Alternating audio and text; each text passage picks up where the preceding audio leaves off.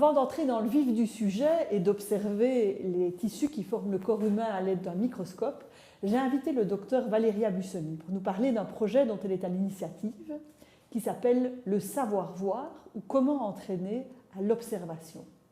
Alors, Valéria Busoni, bonjour, vous êtes docteur à la faculté de médecine vétérinaire et vous enseignez notamment l'imagerie médicale aux étudiants en master à la faculté de médecine vétérinaire. Alors, comment est née l'initiative de ce projet, le savoir-voir ?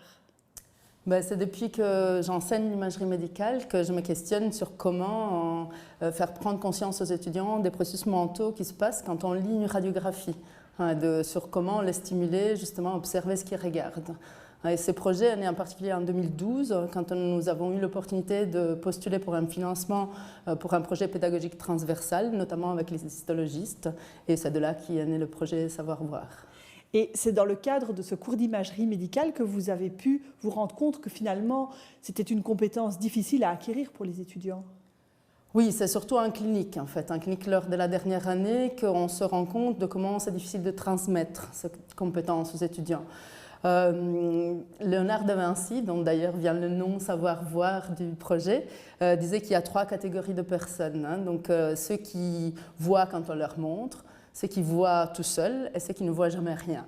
En enseignement, le plus dur, c'est de faire passer les étudiants de la catégorie de ceux qui voient quand on leur montre à la catégorie de ceux qui voient tout seuls. Et je pense que ça est particulièrement complexe parce qu'il y a des choses qu'on doit solliciter, comme l'attention visuelle ou la conscientisation du processus cognitif à la base de la lecture d'une image, qui vont bien au-delà des connaissances théoriques. Et donc c'est pour ça que nous avons choisi, par exemple, d'utiliser des images non médicales pour justement stimuler le repérage et l'attention visuelle. Je suppose que savoir voir, c'est super important, c'est très important pour un médecin vétérinaire, mais aussi pour un médecin. Ah oui, dans toute pratique clinique, observer est vraiment essentiel.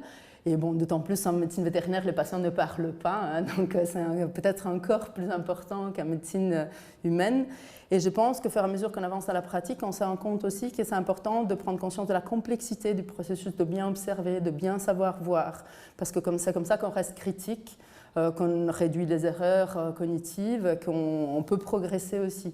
Et je pense que, comme je suis concernée par l'imagerie médicale, c'est là peut-être d'autant plus important dans les disciplines qui concernent l'image médicale plutôt que dans l'observation directe du patient, puisque la technologie a tellement évolué qu'on pourrait avoir l'illusion que les images et la technologie nous donnent les réponses, alors qu'il faut toujours observer de façon très active.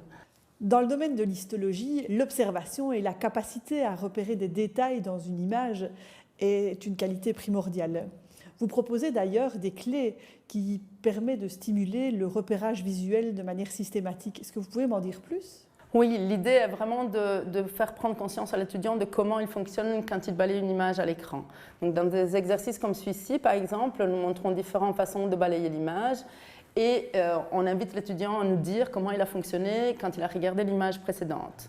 On sait bien que c'est super important de regarder l'entièreté de l'image parce qu'on peut tout à fait ne pas voir des objets qui sont facilement visibles, ce qu'on appelle la cécité d'inattention, ou alors s'arrêter à la première anomalie rencontrée. Et ce sont des sources d'erreurs diagnostiques fréquentes en imagerie et je pense aussi bien en histologie. Merci beaucoup Valéria pour nous avoir parlé de ce projet enthousiasmant et super innovateur. Le but des exercices du projet Savoir-voir qui vous sont maintenant proposés seront de vous stimuler aux exercices d'observation et également d'initier une réflexion quant aux techniques que vous mettez en place pour observer notamment des images ou des lames histologiques. Et finalement aussi, par un exercice de répétition et de systématisation des repérages visuels, entraîner véritablement l'observation.